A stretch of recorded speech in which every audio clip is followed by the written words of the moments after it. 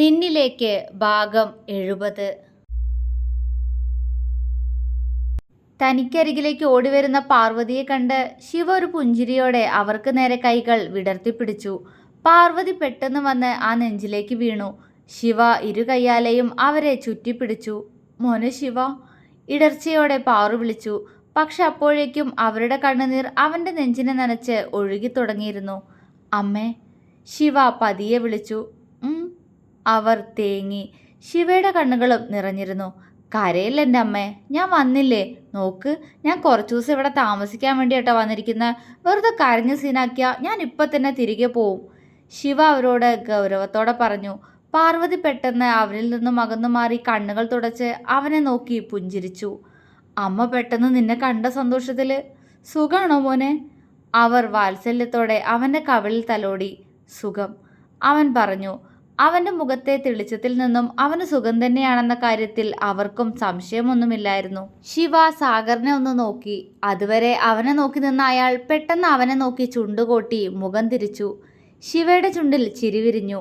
എങ്കിലും അവനത് മറച്ചു പിടിച്ചുകൊണ്ട് വീണ്ടും പാറുവിനെ നോക്കി. ഐഷു, അവൻ ചോദിച്ചു. റൂമിലുണ്ട്, അവർ പറഞ്ഞു. ശിവ മൂളി. അപ്പോഴേക്കും ഡ്രൈവർ അവരുടെ ലഗേജെല്ലാം പുറത്തേക്ക് എടുത്തു വെച്ചിരുന്നു. അത് കണ്ടപ്പോൾ സാഗറിനും സന്തോഷം തോന്നി. അവനിനി ഇവിടെ ഉണ്ടാവും, അയാളുടെ മനസ്സ് പറഞ്ഞു. വാ മോനെ അകത്തേക്ക്. പാർവതി അവൻ്റെ കയ്യും പിടിച്ച് മുന്നോട്ട് നടന്നു. ശിവ അവിടെ തന്നെ നിന്നതേയുള്ളൂ.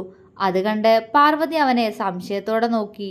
എൻ്റെ ഭാര്യയെക്കുറിച്ച് അമ്മയൊന്നും ചോദിച്ചില്ലല്ലോ, അവൻ ഗൗരവത്തോടെ പാർവതിയോട് ചോദിച്ചു. പാർവതി അവനെ സംശയത്തോടെ നോക്കി. അപ്പോ വിവാഹം കഴിഞ്ഞോ ശിവ? അന്ന് പറഞ്ഞ ആ കുട്ടി തന്നെയാണോ ശ്രീമിത്ര? പാർവതി ആകാംക്ഷയോടെ ചോദിച്ചു. അതെ, അവൻ മറുപടി പറഞ്ഞു. സാഗറും പാർവതിയും സന്തോഷത്തോടെ അവനെ നോക്കി. സാഗർ മുറ്റത്തേക്ക് ഇറങ്ങി വന്നു. ഇപ്പോൾ പാറുവിൻ്റെ തൊട്ടു പിന്നിലായിട്ടാണ് അയാളുടെ നിൽപ്പ്. അത് കണ്ട് ശിവ അയാളെ ഒന്ന് നോക്കി.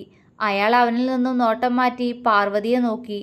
പാറു, വീട്ടിൽ ഗസ്റ്റ് വന്നാൽ അകത്തേക്ക് സ്വീകരിക്കണമെന്ന് അറിഞ്ഞൂടെ? അത് ഏത് ശത്രുവാണെങ്കിലും നമുക്കൊരു മര്യാദയ്ക്കില്ലേ? ശിവയെ അകത്തേക്ക് ക്ഷണിക്കുന്ന സാഗറിൻ്റെ രീതി. ശിവയ്ക്ക് ചിരി വരുന്നുണ്ടായിരുന്നു അയാളുടെ മുഖം കണ്ടിട്ട്. ഞാൻ മോനെ അകത്തേക്ക് വിളിക്കായിരുന്നു ചായ, അപ്പോഴാ മോൻ മിത്രമോളുടെ കാര്യം പറഞ്ഞത്, പാറു പറഞ്ഞു. അയാൾ ഗൗരവത്തോടെ മൂളി. അമ്മ, വീട്ടിൽ വരുന്ന ആളെ നിങ്ങൾ സ്വീകരിക്കുന്ന രീതിയൊന്നും ആരും പറഞ്ഞു തരേണ്ട ആവശ്യമില്ലാന്നൊന്ന് പറഞ്ഞു കൊടുക്കൂ. കൂടുതൽ സ്വീകരിച്ച അവസാനം ആരുമില്ലാത്ത അനാഥനാണെന്ന് അവരുടെ നാവും തന്നെ കേൾക്കേണ്ടി വരും. അതിനിടയിൽ ശിവ സാഗറിനിട്ടൊന്ന് കൊട്ടി. അന്ന് അവസാനമായി അയാൾ അവനെ പറഞ്ഞ് കുത്തി നോവിച്ച വാക്കുകൾ. അയാളുടെ മുഖം മങ്ങിപ്പോയി. എങ്കിലും അയാൾ അവനെ കൂർപ്പിച്ചു നോക്കി. ശിവ അത് കാണാത്തതുപോലെ നിന്നു. എന്താ ശിവ, വെറുതെ എന്തിനാ വഴക്ക്? വാ അകത്തേക്ക് പോവാ. എന്താടാ നിന്റെ പെണ്ണിനെ കൊണ്ടുവരാതിരുന്നേ? പാറു പരിഭവത്തോടെ ചോദിച്ചു. അതിന് ആര് പറഞ്ഞു ഞാൻ എൻ്റെ പെണ്ണിനെ കൊണ്ടുവന്നിട്ടില്ലാന്ന്? അവള് കാറിലുണ്ട്, അവളെ കാണാതിരിക്കാൻ കഴിയില്ല എനിക്ക്, ശിവ പാർവതിയോട് പറഞ്ഞു. അടുത്ത നിമിഷം പാർവതി ശിവയുടെ കയ്യിൽ നിന്നും പിടിവിട്ടു. എൻ്റെ ഈശ്വരന്മാരെ, മോള് വന്നിട്ടുണ്ടോ? എന്നിട്ട് എവിടെ? പാർവതി ആവേശത്തോടെ ചോദിച്ചു. സാഗറിൻ്റെ മുഖത്തും മിത്രയെ കാണാനുള്ള ആകാംക്ഷയാണ്. ഇതുവരെ ഒരു ഫോട്ടോ പോലും കണ്ടിട്ടില്ല അവളുടെ. ശിവയെക്കുറിച്ച് മിഥുനോട് ചോദിച്ചറിയാമെന്ന് വെച്ചാൽ അവനൊന്നും വിട്ടു പറയൂല. അന്വേഷിച്ച് നോക്കാമെന്ന് വെച്ചാൽ സ്ഥലത്തെക്കുറിച്ച് ഏകദേശ സൂചന മാത്രമേ ഉള്ളൂ, അല്ലാതെ ഒന്നും അറിയില്ല. എല്ലാം ഇവൻ പറഞ്ഞ് വിലക്കിയതാ, സാഗർ ഓർത്തു. കാറിലുണ്ടമ്മ, ശിവ പാറുവിനോട് പുഞ്ചിരിയോടെ പറഞ്ഞുകൊണ്ട് കാറിലേക്ക് നോക്കി. ശ്രീ, അവൻ വിളിച്ചു. സാഗറും പാർവതിയും അങ്ങോട്ട് നോക്കി. മിത്ര പതിയെ ഡോറ് തുറന്ന് പുറത്തേക്കിറങ്ങി ശിവയുടെ അടുത്തേക്ക് വന്നു. മിത്രയെ കണ്ട സാഗറിൻ്റെയും പാർവതിയുടെയും മുഖം പൂനില ഉദിച്ചതുപോലെ തിളങ്ങി. മിത്ര സാഗറിനെയും പാർവതിയെയും നോക്കി നിറഞ്ഞു പുഞ്ചിരിച്ചു. ശിവ പെട്ടെന്ന് അവളുടെ തോളിലൂടെ കൈയിട്ട് അവളെ ചേർത്തു പിടിച്ചു. ഇതാണ് എൻ്റെ ഭാര്യ. ഇന്ന് ശിവ ജീവിക്കുന്നത് പോലും ഇവൾക്ക് വേണ്ടി മാത്ര. എൻ്റെ പെണ്ണ് ശ്രീമിത്ര ശിവദത്തൻ. ശിവ നിറഞ്ഞ സന്തോഷത്തോടെ തന്നെ മിത്രയെ അവർക്ക് പരിചയപ്പെടുത്തി. പാർവതിയുടെയും സാഗറിൻ്റെയും കണ്ണുകൾ സന്തോഷം കൊണ്ട് ഈറനായി. പാർവതി മിത്രയെ ആകെ മൊത്തം ഒന്ന് നോക്കി. വിടർന്ന ഉണ്ട കണ്ണുകളാണ് അവൾക്ക്. വെളുത്ത നിറമാണ്, അല്പം വിടർന്ന കട്ടിയുള്ള ചുണ്ടുകൾ. സീമന്തരേഖ ചെറുതായി ചുവപ്പിച്ചിട്ടുണ്ട്. ഉയരം ശിവയുടെ നെഞ്ചിൻ്റെ ഒപ്പമേയുള്ളൂ, അധികം തടിയില്ല, എന്നാൽ ഒരുപാട് മെലിഞ്ഞിട്ടുമല്ല. പച്ച നിറത്തിലുള്ള പട്ടുസാരിയിൽ അവളുടെ സൗന്ദര്യം എടുത്തു കാണുന്നുണ്ട്. അവരുടെ ഈ നോട്ടമെല്ലാം മിത്രയും കാണുന്നുണ്ടായിരുന്നു. അത് കണ്ട് അവൾ ശിവയെ ഒന്ന് നോക്കി. അവൻ അവളെ നോക്കി കണ്ണ് ചിമ്മി. പാർവതി പെട്ടെന്ന് പുഞ്ചിരിയോടെ മിത്രയുടെ കവിളിൽ തലോടി. സുന്ദരിയാട്ടോ, അവർ പറഞ്ഞു. മിത്ര ചിരിച്ചു. എന്തേ സംസാരിക്കാത്തെ? എന്തെങ്കിലും പറ. ഈ ശബ്ദം ഒന്ന് കേട്ടോട്ടെ ഞാൻ. അമ്മയോട് ഇവൻ പറഞ്ഞിട്ടുണ്ട് മോളെക്കുറിച്ച്. മോളോട് ഞങ്ങളെക്കുറിച്ച് പറഞ്ഞിട്ടുണ്ടോ? പാർവതി ആകാംക്ഷയോടെ ചോദിച്ചു. ഉവ്, എല്ലാം പറഞ്ഞിട്ടുണ്ട്, അവൾ പറഞ്ഞു. പാർവതി പുഞ്ചിരിച്ചു. മിത്ര പെട്ടെന്ന് അവരുടെ കാലിൽ തൊട്ട് അനുഗ്രഹം വാങ്ങിച്ചു. അവരുടെ കണ്ണുകളൊന്ന് നനഞ്ഞു. എഴുന്നേൽക്കും മോളെ. എന്തിനിതൊക്കെ? അല്ലെങ്കിലും അമ്മയുടെ അനുഗ്രഹം എന്നും ഉണ്ടാവും രണ്ടാൾക്കും. പാർവതി അവളെ പിടിച്ചെഴുന്നേൽപ്പിച്ചുകൊണ്ട് പറഞ്ഞു. മിത്ര തലയാട്ടിക്കൊണ്ട് സാഗറിനെ നോക്കി. അവളെ നോക്കി ചിരിക്കുന്നുണ്ട് അയാൾ. പപ്പയെക്കുറിച്ചും ദത്തേട്ടൻ പറഞ്ഞിട്ടുണ്ട് കേട്ടോ, അവൾ സാഗറിനോട് പറഞ്ഞുകൊണ്ട് പെട്ടെന്ന് അയാളുടെ കാലിലും ഒന്ന് തൊട്ടു. അയാൾ അവളെ അത്ഭുതത്തോടെ നോക്കി. എന്നെക്കുറിച്ച് എന്താണ് പറഞ്ഞതെന്നറിയാനുള്ള അയാളുടെ ആകാംക്ഷ ശിവയ്ക്ക് മനസ്സിലായിരുന്നു. ശിവ സാഗറിനെ കുറുമ്പോടെ നോക്കി. അതെ അതെ, എന്നെ വേദനിപ്പിച്ച എല്ലാവരെ കുറിച്ചും ഞാൻ പറഞ്ഞിട്ടുണ്ട്. ശിവ സാഗറിനെ നോക്കിയാണ് അത് പറഞ്ഞത്. സാഗർ അവനെ തറപ്പിച്ചു നോക്കി. അത് കണ്ട് ശിവ പെട്ടെന്ന് അയാളിൽ നിന്നും നോട്ടം മാറ്റി. സാഗർ മിത്രയുടെ തലയിലൊന്ന് തലോടി. യാത്രയൊക്കെ സുഖമായിരുന്നു കൊച്ചേ? അയാൾ ചോദിച്ചു. അതെ പപ്പ, അവൾ പുഞ്ചിരിയോടെ പറഞ്ഞു. അയാളും ചിരിച്ചു. അതിനേക്കാൾ അവളുടെ പപ്പ എന്ന വിളിയിൽ അയാൾക്ക് വല്ലാത്ത സന്തോഷം തോന്നി. അകത്തേക്ക് വായോ കൊച്ചേ, എന്താ ഇവിടെ തന്നെ നിൽക്കുന്നേ? അയാൾ അവളെ സ്നേഹത്തോടെ അകത്തേക്ക് ക്ഷണിച്ചു. അത് കണ്ട് ശിവയുടെ കവിൾ വീർത്തുപോയി. എൻ്റെ ഭാര്യ അകത്തേക്ക് ക്ഷണിക്കാൻ മാത്രമേ ഇവിടെ ആളുള്ളൂ അമ്മേ. ഞാൻ വരണ്ടാവോ അകത്തേക്ക്? ശിവ സാഗറിനെ ഇടങ്ങണ്ണിട്ട് നോക്കിക്കൊണ്ട് ചോദിച്ചു. ഇവനെ ഇന്ന് ഞാൻ. സാഗർ പിറുപിറുത്തു. പോടാ ചെക്ക, നിന്നെ ഞാൻ ക്ഷണിച്ചില്ല അകത്തേക്ക്. അല്ലെങ്കിലും നിന്നെ ആരെങ്കിലും ക്ഷണിച്ചിട്ട് വേണോ? ഇത് നിന്റെ വീടന്നല്ലേ, അകത്തേക്ക് കയറി വാടാ ശിവ. പാർവതി അവനോട് തമാശ പോലെ പറഞ്ഞു. ശിവ അവരുടെ കഴുത്തിലൂടെ കൈയിട്ട് മുന്നോട്ട് നടന്നു. വാ മോളെ. സാഗർ മിത്രയുടെ കയ്യിൽ പിടിച്ചു. അവൾ അയാളെ നോക്കി പുഞ്ചിരിച്ചു. ദത്തേട്ടൻ പറഞ്ഞത് കേട്ട് വിഷമിക്കൊന്നും വേണ്ട കേട്ടോ പപ്പ.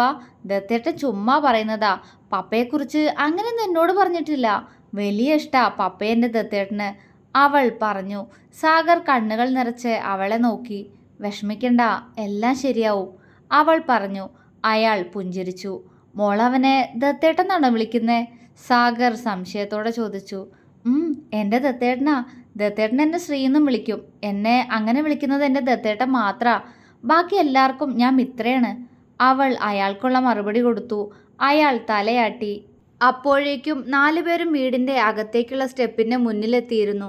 മിത്ര ശിവയെ ഒന്ന് നോക്കി അകത്തേക്ക് കയറാൻ നിന്നതും പാർവതി പെട്ടെന്ന് അവളെ കൈകൾ ഉയർത്തി തടഞ്ഞു. മിത്ര അവരെ സംശയത്തോടെ നോക്കി. ഇവിടെ നിൽക്ക് രണ്ടാളും, അമ്മ ഇപ്പോൾ വരാം. പാർവതി അതും പറഞ്ഞുകൊണ്ട് അകത്തേക്ക് നടന്നു. എവിടേക്കാ പാറു? സാഗർ വിളിച്ചു ചോദിച്ചു. ഇപ്പം വരാ ചായ, അത്രമാത്രം പറഞ്ഞുകൊണ്ട് അവർ അകത്തേക്ക് കയറിപ്പോയി. ശിവയാണെങ്കിൽ അമ്മ ഇത് എങ്ങോട്ട് പോകുന്നു എന്നറിയാതെ സംശയത്തോടെ നോക്കി നിന്നു. എന്നാൽ അടുത്ത നിമിഷം കത്തിച്ചു വെച്ച് നിലവിളക്കും പിടിച്ച് പുറത്തേക്ക് ഇറങ്ങി വരുന്ന പാർവതിയെ കണ്ട് ശിവയുടെ കണ്ണുകൾ തിളങ്ങി. ശിവ പാർവതിയെ പുഞ്ചിരിയോടെ നോക്കി സന്തോഷത്തോടെ നിൽക്കുന്ന മിത്രയെ നോക്കി. ആ ഉണ്ട കണ്ണുകൾ നിറഞ്ഞിരുന്നു. പാർവതി പുഞ്ചിരിയോടെ ആ നിലവിളക്ക് മിത്രയ്ക്ക് നേരെ നീട്ടി. ഇതാ മോളെ, ഇത് പിടിക്ക്. എന്നിട്ട് വലതുകാലം വെച്ച് അകത്തേക്ക് കയറി വാ.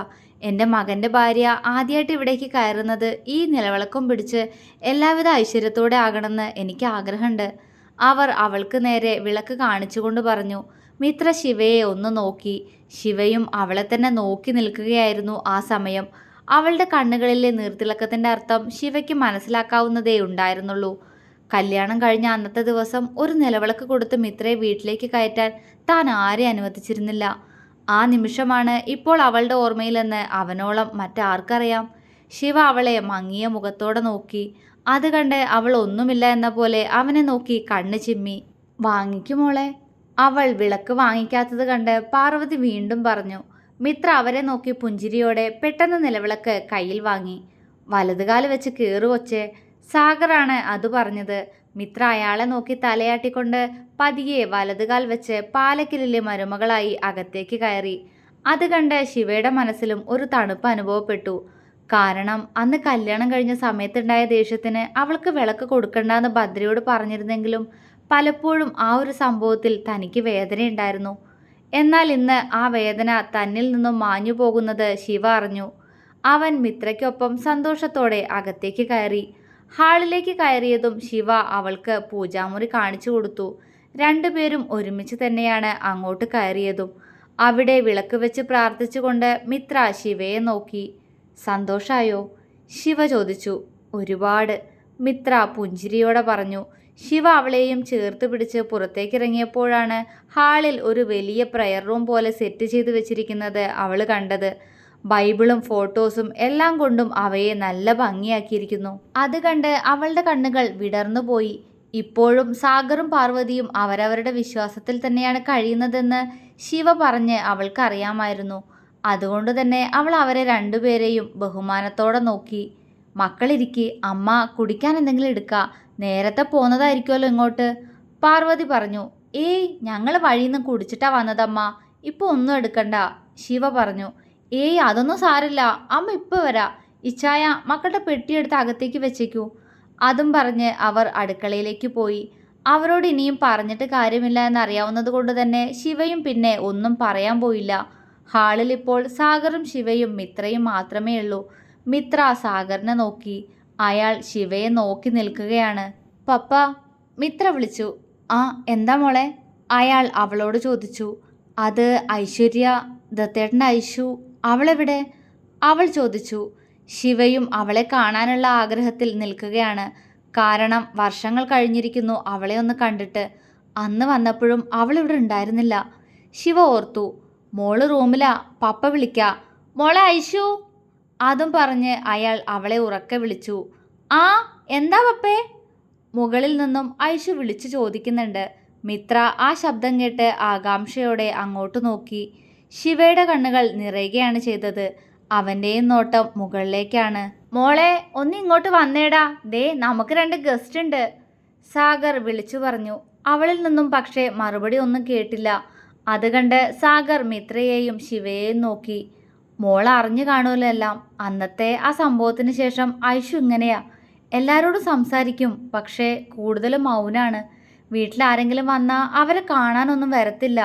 ഇത് നിങ്ങളാണെന്നറിഞ്ഞാൽ വരുമായിരിക്കും. നില്ല് കേട്ടോ, പപ്പ പറഞ്ഞേച്ചും വരാം. അയാൾ മിത്രയെ ഒന്ന് നോക്കി. ശിവയോടാണ് അത് പറഞ്ഞത്. കാരണം അവളെ കാണാനുള്ള ശിവയുടെ ആഗ്രഹം എത്രത്തോളമാണെന്ന് സാഗറിന് അറിയാമായിരുന്നു. അയാൾ പതിയെ സ്റ്റെയറിനടുത്തേക്ക് നടന്നു. ശ്രീ, മോളിവിടെ ഇരിക്കട്ടോ, ദത്തേട്ടൻ പോയി കൂട്ടിയിട്ട് വരാം ഐശുവിനെ, അവൻ മിത്രയോട് പറഞ്ഞു. സാഗർ അവൻ്റെ സംസാരം കേട്ട് അവിടെ തന്നെ നിന്നുപോയി. പോയിട്ട് വാ ദത്തേട്ടാ, അവളും പറഞ്ഞു. ശിവ സാഗറിനെ ഒന്ന് നോക്കി മുകളിലേക്ക് നടന്നു. അത് കണ്ട് അയാൾ പതിയെ ചുമരിലേക്ക് ചാരി നിന്നു. ഉള്ളിൽ സന്തോഷാണ്, പക്ഷെ എവിടെയോ ഒരു നോവുണ്ട്. അറിയുന്നില്ല ഈ കണ്ണുകൾ എന്തിനാ ഇങ്ങനെ നിറയുന്നതെന്ന് അയാൾ വേദനയോടെ മനസ്സിൽ പറഞ്ഞു. അല്ലെങ്കിലും പ്രാണനെ പോലെ നോക്കി വളർത്തിയ മക്കളല്ലേ, അതിലൊരാളില്ലെങ്കിലും ആ വേദന മരണതുല്യമായിരിക്കും. അയാൾ കണ്ണുകൾ ഇറുക്കി അടച്ചു കളഞ്ഞു. മുകളിലെത്തിയതും ശിവയുടെ നോട്ടം ആദ്യം പോയത് ഏഞ്ചലിൻ്റെ റൂമിലേക്കാണ്. ഏഞ്ചൽ, അവൻ പതിയെ വിളിച്ചു.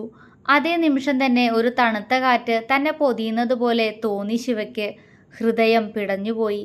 അവനൊന്ന് നിശ്വസിച്ചു. പതിയെ ഏഞ്ചലിൻ്റെ റൂമിൻ്റെ അടുത്തുള്ള ഐശുവിൻ്റെ റൂമിൻ്റെ മുന്നിലേക്ക് നടന്നു. അവിടെ ഡോറ് തുറന്നു കിടക്കുകയാണ്. ജനലോരം നിന്ന് പുറത്തേക്ക് നോക്കുന്ന ഐശുവിനെ ശിവ കണ്ടു. മോളെ ഐശു. അടുത്ത നിമിഷം ശിവ ഇടർച്ചയോടെ അവളെ വിളിച്ചു. ഏതോ ഓർമ്മയിലായിരുന്ന ഐശു ഞെട്ടിപ്പോയി. അതേ ഞെട്ടലോടെ അവൾ പുറകിലേക്ക് തിരിഞ്ഞു നോക്കി. അവളെ നോക്കി കണ്ണു നിറച്ചു നിൽക്കുന്ന ശിവ. ഐശുവിന് വിശ്വസിക്കാൻ കഴിഞ്ഞില്ല. അവൾ അപ്പോഴും പകച്ചുകൊണ്ട് അവനെ നോക്കി നിൽക്കുകയാണ്. ഐശു, ഏട്ടനാ മോളെ, അവൻ പതിഞ്ഞ സ്വരത്തിൽ പറഞ്ഞു. ആ ഒരു നിമിഷം കൊണ്ട് നിറഞ്ഞുപോയി അവളുടെ കണ്ണുകൾ. ഏട്ടാ. അടുത്ത നിമിഷം കരഞ്ഞുകൊണ്ട് അവൾ ഓടിപ്പോയി ആ നെഞ്ചിലേക്ക് വീണു. അവളുടെ കൈകൾ അവനെ വരിഞ്ഞു മുറുക്കി. ഏട്ടാ. ഐശു പൊട്ടിക്കരഞ്ഞു. മോളെ. അവനും കരയുകയായിരുന്നു. ഐശു, കരയല്ലേ മോളെ, അവൻ അവളെ ആശ്വസിപ്പിക്കുന്നുണ്ട്. അപ്പോഴും ഐശു അവനിൽ പിടിമുറുക്കിക്കൊണ്ട് തേങ്ങി തേങ്ങി കരയുകയാണ്. ഐശുവിൻ്റെ കരച്ചിൽ കൂടുന്നതല്ലാതെ കുറയുന്നുണ്ടായിരുന്നില്ല. ഇനിയും അത് തുടർന്നു പോയാൽ ശരിയാവില്ല എന്ന് തോന്നിയതും ശിവപതിയെ അവൻ്റെ കണ്ണുകൾ അമർത്തി തുടച്ച് അവളെ തന്നിൽ നിന്നും അകറ്റി മാറ്റി നേരെ നിർത്തി. ഐശു കണ്ണു നിറച്ചുകൊണ്ട് ശിവയുടെ മുഖത്തേക്ക് നോക്കി. തുടരും.